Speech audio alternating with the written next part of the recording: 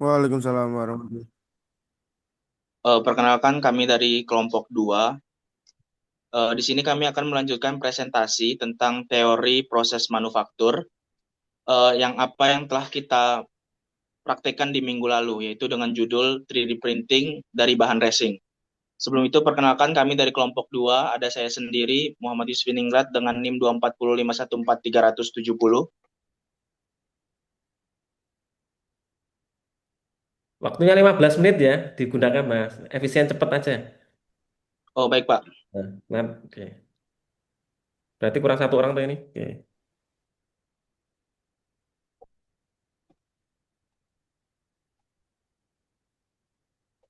Selanjutnya ada Vandika Trisna dengan NIM 240514343. Selanjutnya ada Torik Duansyah dengan NIM 240514357 dan Hafez Raffi dengan NIM 240514366.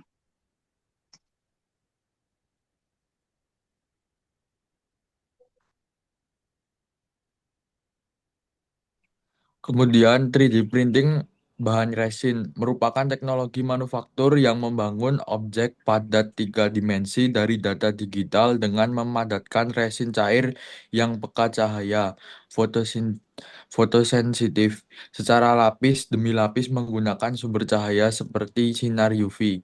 Bahan resin senyawa organik semi padat yang berasal dari alam seperti getah pohon atau sintesis yang mampu mengeras menjadi bahan plastik yang kuat, tahan lama, dan bisa dibentuk menjadi berbagai produk melalui proses pengawetan menggunakan panas, cahaya, atau agen pengikat.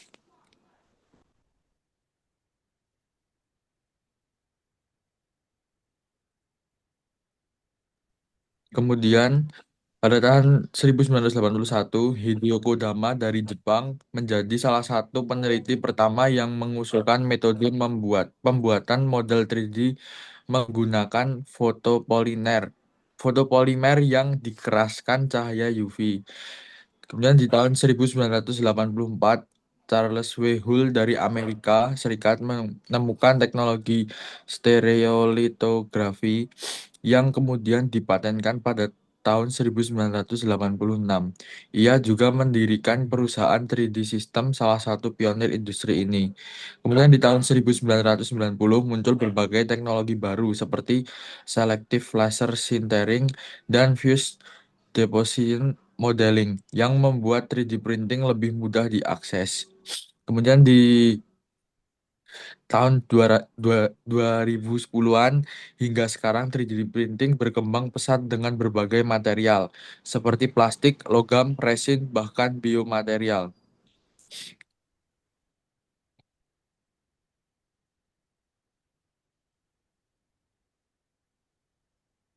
Baik, selanjutnya yaitu bagian-bagian mesin pada 3D printing resin itu. Yang pertama yaitu resin vat.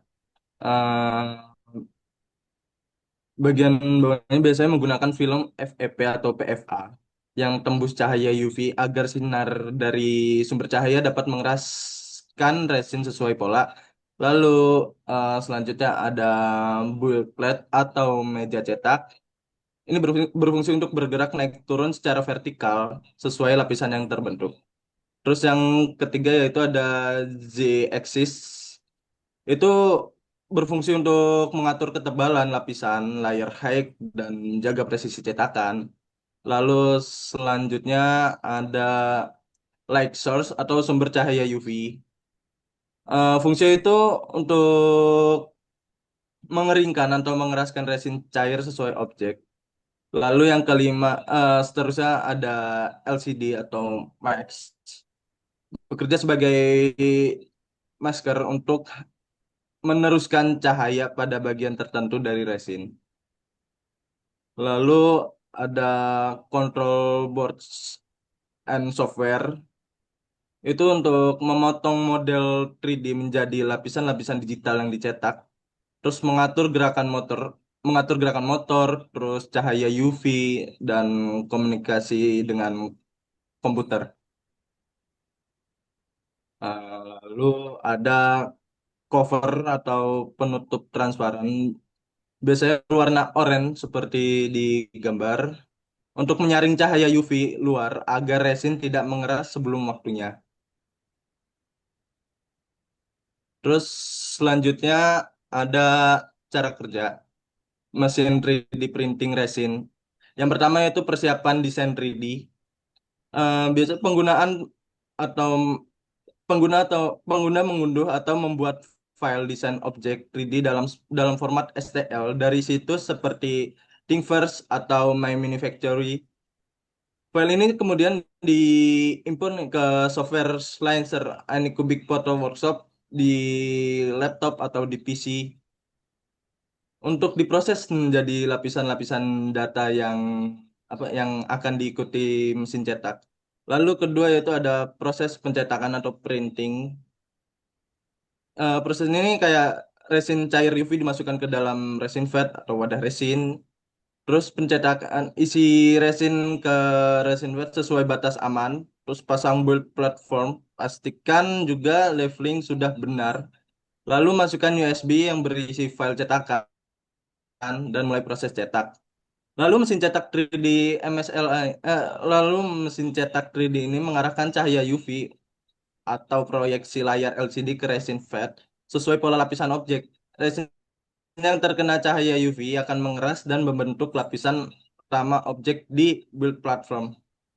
Lalu build platform secara perlahan bergerak naik turun mengikuti ketebalan lapisan berikutnya sehingga proses pencetakan lapisan demi lapisan berlangsung sampai objek selesai. Lalu yang ketiga ada proses pembersihan atau pengeringan.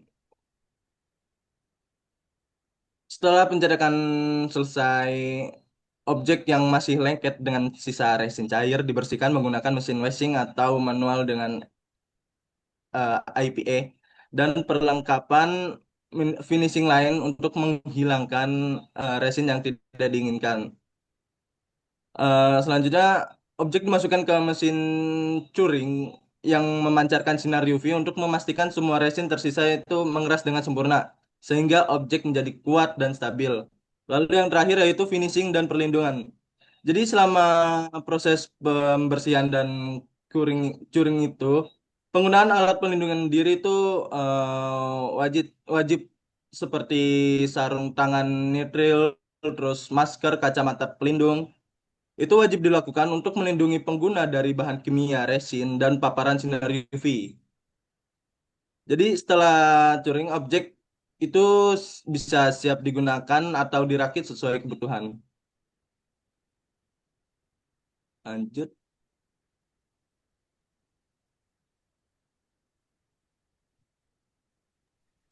Kemudian jenis-jenis resin 3D printing. Yang pertama, standar resin. Paling umum digunakan hasil cetakan halus, detail tinggi, cocok untuk prototyping visual, miniatur, atau model yang tidak membutuhkan kekuatan tinggi. Kemudian durable resin. Memiliki sifat mirip plastik, ABS atau PP, tahan benturan dan lebih lentur dibanding standar resin, cocok untuk bagian mekanis, peralatan, atau komponen yang membutuhkan kekuatan. Kemudian elastic resin, bersifat lentur seperti karet, digunakan untuk membuat objek yang bisa ditekuk atau ditekan, misalnya gasket, grip, atau wearable. Lanjut.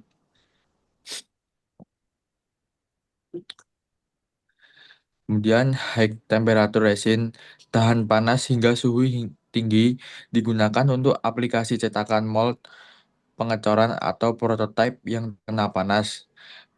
Castable resin dirancang untuk proses lost wax casting, misalnya perhiasan atau gigi palsu, kemudian terbakar habis tanpa meninggalkan residu saat dicetak logam. Lanjut.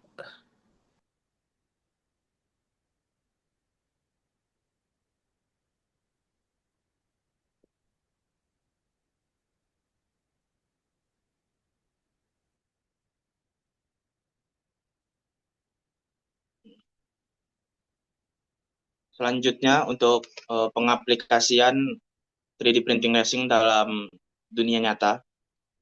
Jadi selain digunakan untuk sebagai hiasan yang kita buat kemarin mungkin di kelas atau sebagai prototyping, ternyata 3D printing resin ini bisa digunakan untuk dalam berbagai pengaplikasian di dalam dunia industri. Contohnya dalam bidang kesehatan.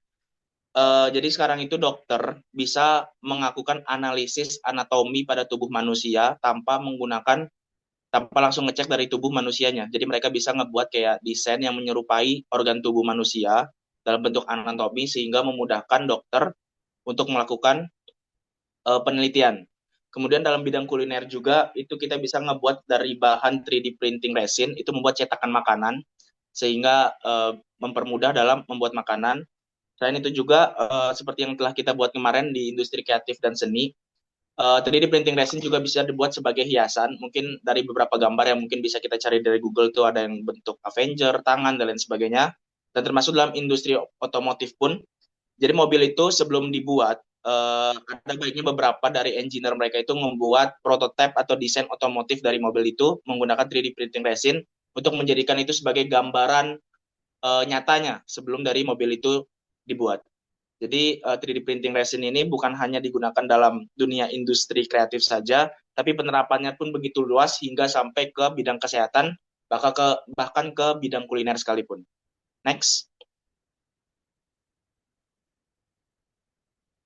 Untuk perkembangan 3D printing resin untuk kedepannya, melihat dari perkembangan sejarahnya yang dari tahun 1900-an tadi sampai hari ini yang terus mengalami peningkatan, 3D printing resin yang banyak digunakan ini mengalami transformasi yang begitu besar, bukan hanya sebagai alat prototyping modern, tapi meluas hingga sampai ke bidang medis, bahkan hingga ramah lingkungan yang dapat didaur ulang, serta memperluas fungsinya juga. Dari segi teknologi juga, dengan resolusi tinggi berbasis SLA, DLP, dan SLA, ditambah continuous printing, dan berbagai jenis lainnya membuat proses produksinya itu semakin cepat dan efisien. Mungkin untuk tren kedepannya itu bisa menonjol mencakup produksi mass customizing menggunakan material multifungsi smart material untuk 3D printing dengan semakin berkembangnya tren tentang lingkungan, mungkin semakin kedepannya mungkin nanti 3D printing bisa dibuat dengan bahan-bahan yang lebih ramah lingkungan dan lebih cepat serta efisien hasilnya. Semua inovasi ini menjadikan 3D printing resin semakin relevan sebagai teknologi kunci dalam revolusi industri modern yang akan datang. Next. Sekian dari kelompok kami. Mungkin ada beberapa pertanyaan dari kelompok 3 terlebih dahulu yang kelompok setelah kami. Apabila ada pertanyaan dari kelompok 3, kami persilakan. Oke, silakan. Terima kasih kelompok 2. Kalau dari kelompok 3 atau dari yang lain ada yang mau ditanyakan, silakan.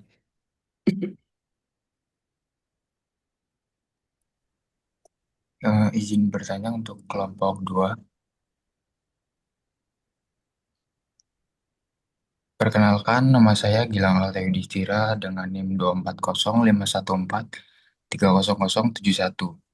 Pertanyaan saya, apa saja sih dampak kesehatan yang mungkin ditimbulkan dari penggunaan resin?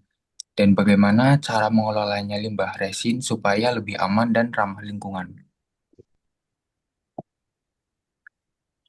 Sudah ya, silakan kelompok.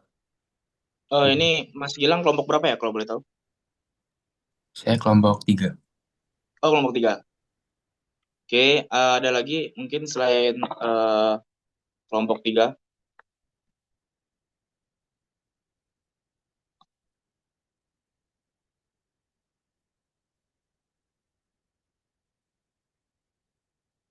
Oke, Pak ini Izin sampai 10.30 kan Pak ya? Silakan satu pertanyaan aja nggak apa-apa, silakan langsung ditanggapi. Oh. Satu pertanyaan aja. Oh baik Pak.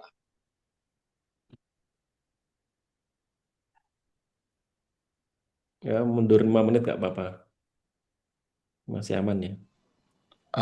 Aku ingin menjawab untuk Mas Gilang tadi dari kelompok 4 ya tadi. Jadi kan pertanyaannya, apa saja dampak kesehatan dari resin dan bagaimana cara mengolah limbahnya? Nah, kemudian dari jawaban yang menurut saya dari kita, dampak kesehatan resin itu kalau dari kulit itu seperti iritasi, alergi, gatal. Kemudian kalau di mata dan pernapasan tuh perih, batuk, sakit kepala. Kemudian efek jangka panjangnya itu gangguan organ, potensi kanker, tergantung jenis resinnya. Kemudian bahaya akutnya tuh beracun bila tertelan. Kemudian cara mengolah limbah resin tuh eh, menggunakan APD seperti sarung tangan, masker, kacamata. Kemudian jangan buang cairan ke saluran air atau tanah. Takutnya nanti buat eh, tercemar gitu airnya. Kemudian keraskan dulu resin UV seperti dijemur di bawah UV matahari. Kemudian resin epoksi polister campur dengan hardener agar mengeras. Setelah Pak, terus kemudian padat apa insert buang sebagai sampah padat terpisah. Itu saja yang bisa saya jawab. Oke. Kalau saya dari saya satu coba di lab sheet kemarin di modul ada 3 pertanyaan ya kalau tidak salah ya.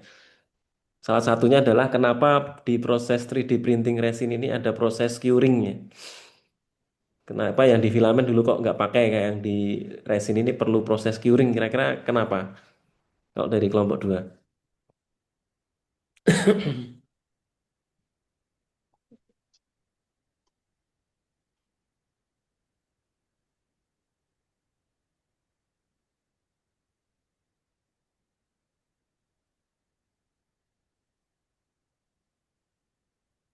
Ya, silakan bisa ditanggapi.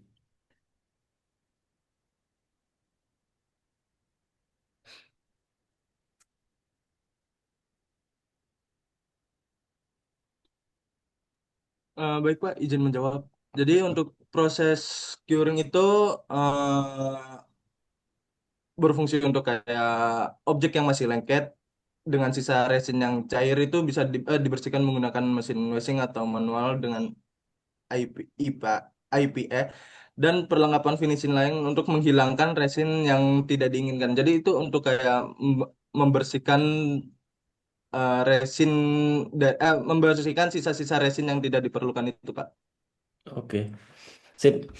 Oke, good. Jadi nanti sedikit masukan ya sekarang ya. Terakhir untuk kelompok 2 maupun kelompok 1 yang kemarin presentasi dan kelompok berikutnya. Tolong nanti semua gambar media yang ada di slide. Ya, saya juga sama tadi pesan ke kelompok ke kelas satunya ya, ke kelas A. Gunakan gambar dari hasil kalian sendiri ya. Semua gambar coba ke back coba, mundur-mundur coba. Misal menggunakan foto dan kalau ada videonya, misal materi ini kan kita praktekkan ya. Ini misal ada foto-foto pas prototyping, nah itu kan kalian kan juga ada proses produksi kan kemarin ada proses praktikum ya.